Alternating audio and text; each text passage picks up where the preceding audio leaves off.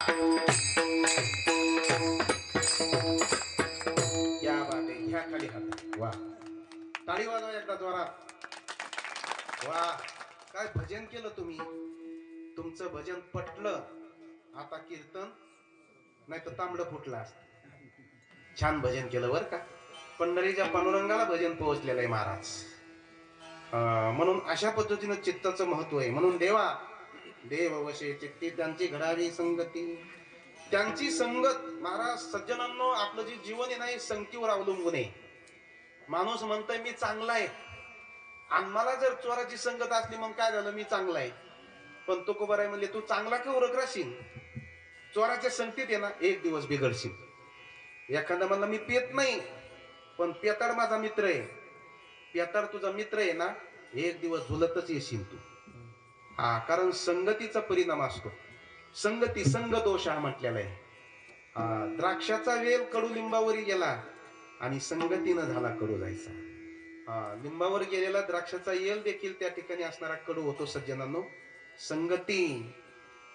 जगद्गुरु तुकोबाराय म्हणतात, करिता चोराची संगती तैशीच होई बुद्धी, देखताची चिंधी मन धावी. चोराच्या संगतीमध्ये गेल्यानंतर तशीच त्या ठिकाणी बुद्धी होते. सज्जनांनो, एकाच विहिरीचं पाणी एकाच विहिरीचं आहे. दांडाद्वारे ते पाणी मिरच्याच्या रोपाला जर गेलं, मिरच्याच्या झाडाला गेलं, तर मिरचीच्या रूपाने तेच पाणी तिखट होतं. तेच पाणी जर त्या ठिकाणी असणार चिंचीच्या झाडाला गेलं, तर चिंचीच्या रूपाने ते पाणी आंबट होतं. तेच पाणी जर त्या ठिकाणी असणार एखाद्या ऊसाला गेलं, तर ते पाणी कसं होतं, गोड होतं. तेच पाणी एखाद्या असणाऱ्या त्या कडू भोपळ्याच्या येलाला गेलं, तर त्या येलाच्या भोपळ्याच्या रूपाने ते कडू होतं. मला तुम्ही एक सांगा, पाणी एकच आहे, पण त्या पाण्याला संगत मिळाली म्हणून त्याच्यात परिणाम झाला. तसं संगत त्या ठिकाणी असणार आहे.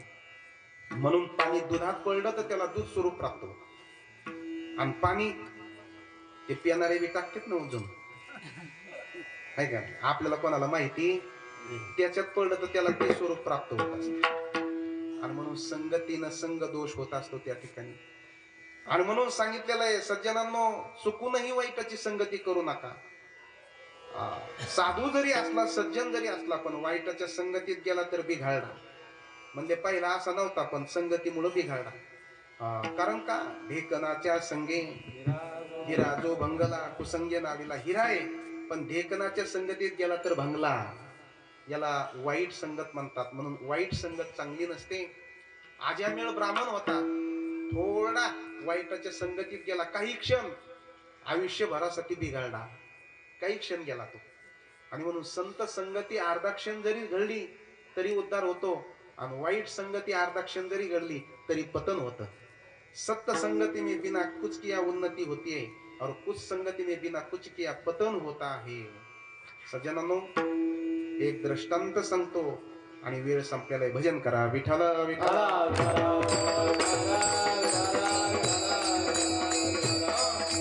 कुसंगती विसंगती आणि संत संगती आहे. ही कुसंगती माणूस आपल्या वासनेने करतो बर का. त्याला बरं वाटतं वाईटाचं, म्हणून आपल्या पोरायला वाईटाच्या संगतीत जाऊ देऊ नका, चांगल्याच्या संगतीत ठेवा. तर विसंगती जी ती कधी कधी प्रारब्धाने प्राप्त होत असते. कधी कधी नवरा बायकोचं पण बनत नाही, त्यांच्या विचारात भिन्नता येते, याला विसंगती म्हणतात. नवऱ्याला परमार्थ आवडतो आणि हिला आवडत नाही, विसंगती. भावा भावाची विसंगती.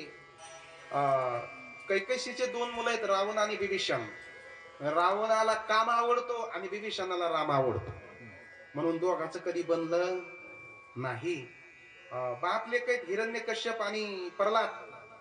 हिरण्यकश्यपाला देव आवडत नाही, प्रल्हादाला देवाशिवाय करमत नाही, म्हणून दोघांचं कधी बनलं नाही. भरताला राम आवडला नाही, आपलं हे कैकेयीला राम आवडले नाहीत, आणि भरताला रामाविन करमलं नाही. आणि म्हणून माय लेकरेत पण दोघांचं बनलं नाही, याला विसंगती म्हणतात. सज्जन, विसंगती. तुकोबाराय म्हणले विसंगतीमध्ये फजिती. मराठीनं केला, कानडीने केला, मराठा भरतार, एकाचे उत्तर एक नये. मराठी मुलाने कानडी बायको गेली कर्नाटकात, आणि लग्न लागलं तिथं आणायला गेला. आता याला कर्नाटकी येत नाही आणि तिला मराठी कळत नाही. निघले पण काय आता ते झालं त्यांचं मोबाईलवरच लग्न. आता हे मोबाईलवर ऑनलाईन होतंय ना ते. गेला आणायला, गाडीत बसला, कर्नाटकावरून रेल्वे सुटली महाराष्ट्रात येण्याकरता. दोघं बसले, टुकू टुकू बघायला लागले एकमेकाकडं. मग बोलावं कसं, कारण तिला मराठी येत आणि यालाही ठिकाण कर्नाटकी कळत, बोलता येत नाही. नुसतं बघायला लागले. आता हे बघायचं तरी कौरत, यानेच निर्णय घेतला हे बघायचं कौरत, काहीतरी बोललं पाहिजे. रेल्वे गाडी पुढे गेल्यानंतर एका स्टेशनला थांबली. मग ह्यो म्हणला निमित्त पाहिजे ना काहीतरी बोलायला. मग ह्यो म्हणला हे स्टेशन कोणतं आहे. तिला काही मराठी कळाली. ती म्हणली एलकंड्री म्हणजे काय म्हणता. एलकंड्री म्हणजे काय म्हणतात. तो म्हणला बर बर एलकंड्री होय, अच्छा अच्छा अच्छा बरं म्हणला. तिथून रेल्वे पुन्हा सुटली आणि पुढे गेल्यानंतर आता बोलायचं कसं, काही पुन्हा विशेष नाही काय म्हणून बोला. पुन्हा रेल्वे दुसऱ्या स्टेशनला थांबली तर पुन्हा येऊ म्हणतो हे कोणतं आहे. ती म्हणली एलकंड्री म्हणजे काय म्हणतात. त्याला वाटलं दोन ती खुर्दरुक असं नाही, ही बुद्रुक असं. बरं बरं म्हणला. ती रेल्वे पुन्हा सुटली, तिसऱ्या स्टेशनला थांबली. ते म्हणतो हे कोणतं आहे. ती म्हणते एलकंड्री म्हणजे काय म्हणतात. याला वाटलं नवीनच असताना ही माझी मजा करायला लागली. तीन तीन कुठं एलकंड्री असतात का. याला राग आला. नवऱ्याचा स्वाभिमानाने याने एक तिच्या कानात मारली होती. तुमचं लग्न झालं नाही म्हणून मारली तुम्ही एवढ्या. लग्न झाल्यावर टापे का एवढ्या मोठ्याने मारायची. पक्वाच्या महाराजांनी असे आणले असली मारली. मारल्यावर ती म्हणली नीलकंड्री म्हणजे कमून मारलं. ते म्हणलं मग तसं सांग ना ही नीलकंड्री आहे म्हणून. म्हणजे आता जर ही विसंगती, आता यायचा प्रपंच कसा होणार. आणि म्हणून ही विसंगती संसारात दुःखाला कारणीभूत आहे. नवऱ्याला त्या ठिकाणी असणार भजन पूजन वारकरी आवडते, तर हिला वारकरी पाहिल्यावर डोक्याला सनक उठत. एका त्या ठिकाणी त्याला वारकरी घरी नेला. सप्ताह चालू होता. याला काहीतरी पिठलं भाकर काहीतरी जेवायला कर. तिला असा राग आला. आणलं म्हणजे माझ्या मुळावर. किंवा म्हणला मी दूध घेऊन येतो गोठ्यातून गाईच, आणि तोपर्यंत तू भाकरी टाक. तिला कटाळा आला होता. ती म्हणे जा. तो गोठ्यात दूध आणायला गेला. हिजेच आली. वारकरी बाबापाशी गळा काढून रडायला लागली. कम रडायला. तुम्ही माझ्या बापासारखे म्हणून सांगते म्हणे, कारण आमचा मुडदा असाच वारकरी घरी आणतो आणि सोनाने बांधतो मुसळाने हाणतो म्हणे. तुम्ही माझ्या बापासारखेच म्हणून सांगते म्हणे. बाई आणि तुम्ही काही थांबू नका. त्या वारकाला वाटलं सोनाने मुसळाने बांधतो म्हणजे कशाला थांबायचं. ते आपलं पडशी उचलले निघला. निघल्यानंतर ते निघून गेला. हे दूध घेऊन आला. ते वारकरी कुठे. अहो असला कसला वारकरी म्हणे. काय झालं. हरिपाठ मागाव म्हणे वाचायला. त्याची सोळण मुसळच मागू लागलं म्हणे.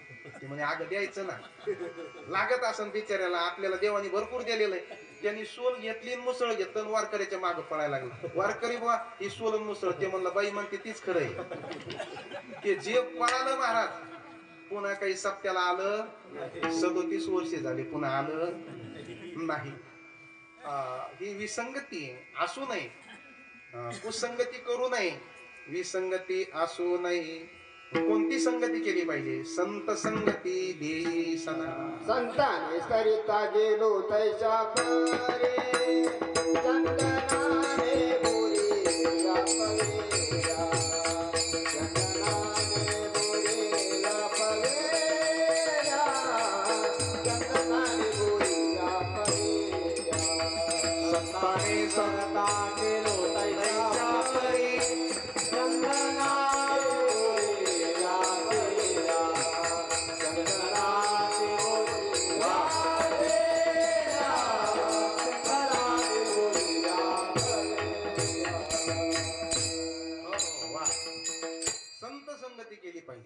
संतांच्या संगतीत जसं चंदनाच्या संगतीमध्ये बोरी बाबळीला सुगंध येतो, तसं संतांच्या संगतीमध्ये माणसाचा काय होतो, उद्धार होतो.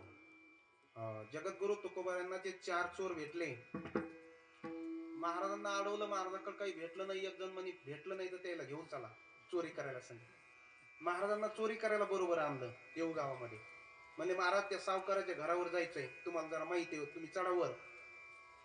महाराजांना वर चढवलं दुसऱ्या मजल्यावर. म्हणजे महाराज वर चढवल्यावर खालून चोर म्हणतात महाराज जड टाका खाली. आता चोराची भाषा महाराजाला कळते का जड म्हणले. महाराजांनी पाटा वरवाटा उखळ मुसळ खाली टाकलं. ते म्हणले बघू मरतोच गाडी आता. अहो महाराज जड म्हणजे हे नाही चोराला म्हणायचं होतं सोनं नाणं. त्याला वाटलं महाराजाला भाषा कळली नसन मग ते म्हणजे महाराज हलका टाका. महाराजांनी काय ते फडा किरसुनी हे ते असं हलका कपडे टाका म्हणले. हे तुकाराम महाराजला यातलं काही कळत नाही आपणच चला वर. ते आले कपाट वगैरे उघडू लागले. तेवढ्यात 3-4 वाजले. तुकाराम महाराजांचा काकड्याचा वेळ झाला. महाराजांनी त्या असणाऱ्या सावकाराचा देवारा पाहिला आणि तिथं भजन सुरू केलं. उठा पांडुरंगा आता दर्शन द्या सकळा, झाला ऋणोदय सरणी निद्रेची वेळा, संत साधू मुनी अवघे झाले ते गोळा. सावकार उठला आणि तटकन उठल्याबरोबर हे कपाट उघडीलच होतं यायने हे पटकन येऊन बसले. म्हणले आता काही खरं नाही. हे लगेच महाराजापाशी येऊन बसले. यायला काकडा येतोय पण गळ्यात गळा घातला. जिदर तेरा भाई उदर मेरा भाई. सावकार आला की महाराजांचं दर्शन घेतलं. महाराज धन्य आज दिन झाले संतांचे, तुका म्हणे आले घरांतोची दिवाळी, आमच्या गरीबाच्या घरी तुम्ही काकडा म्हणायला आला देवाऱ्यावर, काय आनंद आहे. आणि हे टाळकरी घेऊन आला पुन्हा 4-5. आता हे टाळकरी होते सावकारांनी त्या ठिकाणी सांगितलं घरी गेला बायकोला उठवलंय आता काकडा संपवतोय मस्त पाणी तापे म्हणे. पाणी तापीलं पाट टाकले. महाराज लाईफ बॉय लक्ष हमाम त्या ठिकाणी सुंदर मोती अशा दिवाळीला त्या सारख्या साबणा आणल्या. त्यांना आंघोळी घातल्या. उठणं लावून सुगंधित तेल लावलं. आंघोळी घातल्या. त्यांना पाटावर बसवलं. महाराज सांगितलं पुरणपोळ्याचा स्वयंपाक जेवणच जा. पुरणपोळ्याचा स्वयंपाक सांगितलं. जेवण वाढलं. तुका आणि जेवण तसं नाही वाढलं. महाराज 5-5 हजार रुपये दक्षिणा ठेवल्या. तुम्हाला काय द्यायचं घ्यायचं हो म्हणा. त्या ठिकाणी आणि दक्षिणा ठेवल्या. जेव्हा म्हणले आमच्या गरीबाच्या घरी आले त्याचा भाव पाहून चोरांना अश्रू आले. अरे किती सावकार त्या ठिकाणी असणारा दयाळू रे. आपल्याला पुरण आपण चोरी करायला आलो पण पुरणपोळ्याचं जेवण घालायला लागला. 5-5 हजार दक्षिणा दिली. अहो जर पकडू असतो तर आपल्याला त्या ठिकाणी पोलिसांनी बेड्या आहेर घातला असता. काय सावकार त्या ठिकाणी दयाद्रांत करण्याचा आहे. रडायला लागले. तर त्या ठिकाणी सावकार म्हणतो महाराज काही चुकलं का. तुमचे टाळकरी जरा त्यांच्या डोळ्यात पाणी आलं. काही चुकले का पाकिट कमी झाले जरा. महाराजांनी सांगितलं काही चुकलं नाही ते होईन बरोबर नंतर. आणि ते जेवल्यानंतर महाराज बाहेर पडले. या चोराच्या बुद्धीत बदल झाला. महाराजांचे पाय धरले. महाराज आजपासून चोरी करणार नाही. तुमचे टाळकरी आम्ही आता. तेव्हापासून ते चोर महाराजांचे टाळकरी बनले. महाराज ही संत संगती. म्हणून संत संगती धरली पाहिजे. देव वसे चित्ती त्याची ऐशी आवडते मना देवा पूर्वावी वासना ज्ञानेश्वर.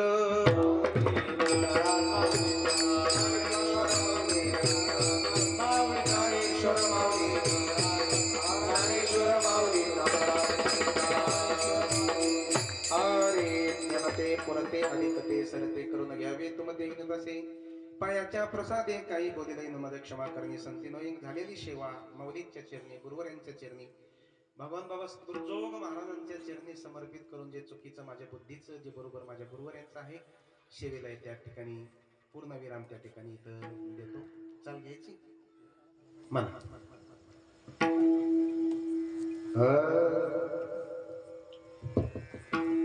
तुका माने जेन तुका माने जेन